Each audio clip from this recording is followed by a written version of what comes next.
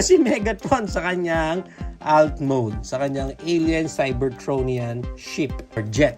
Basta ito yon, yung umikot-ikot siya dun sa building at nag-transform siya, di ba? So, check naman natin yung details ng jet niya dito.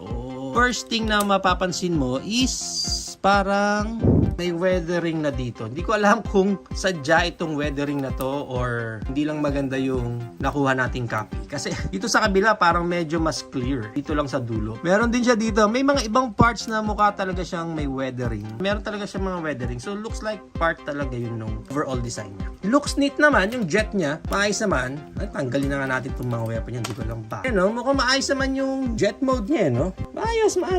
Medyo awkward lang ulit itong part nung kamay niya. Parang maganda yata kung ginanyan na lang yung kamay, no? Sa tingin nyo guys, mas okay pa, no? Kung ganyan. For me, mas trip ko yung ganito. Kung i-display ko siya sa jet mode niya, baka nakaganyan.